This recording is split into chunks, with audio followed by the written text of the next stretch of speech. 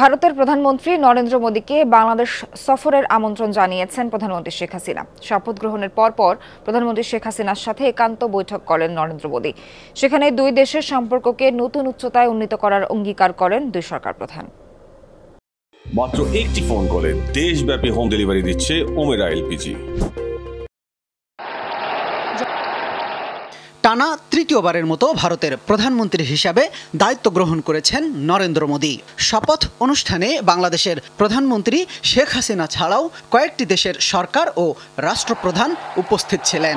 ঈশ্বর কি শপথ লেতা হুঁ কি শপথের আনুষ্ঠানিকতার পর নরেন্দ্র মোদী শেখ হাসিনা একান্ত বৈঠক অনুষ্ঠিত হয়।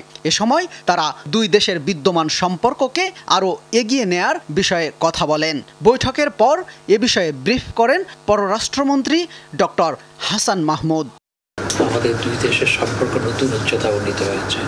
মাননীয় প্রধানমন্ত্রী জননেত্রী শেখ হাসিনা তিনি নতুনভাবে নির্বাচিত এবং শপথ গ্রহণের পরপর তার সাথে যে বৈঠক অনুষ্ঠিত হয়েছে সেখানে ভবিষ্যতের দিনগুলোতে আমাদের দুই দেশের সম্পর্ক আরও গভীর হবে বলে আশাবাদ ব্যক্ত করেছেন। মন্ত্রী জানান, দুই প্রধানমন্ত্রীর বৈঠকে দুদেশের অভ্যন্তরীণ আরও বিভিন্ন ইস্যুতেও কথা হয়েছে। বাংলাদেশেও একই সরকার, ভারতেও একই সরকার, সুতরাং কাজের ধারাবাহিকতার ক্ষেত্রে কিছু সুবিধা রয়েছে এবং দুই দেশের সম্পর্কের মাধ্যমে আমাদের উভয় দেশের মানুষ কিন্তু উপকৃত হচ্ছে, বিশেষ করে কানেক্টিভিটির ক্ষেত্রে এবং অন্যান্য ক্ষেত্রে। সুতরাং ভবিষ্যতের দিনগুলোতেও আমাদের যে বহুমাত্রিক সম্পর্ক সেটি আরও বিস্তৃত হবে।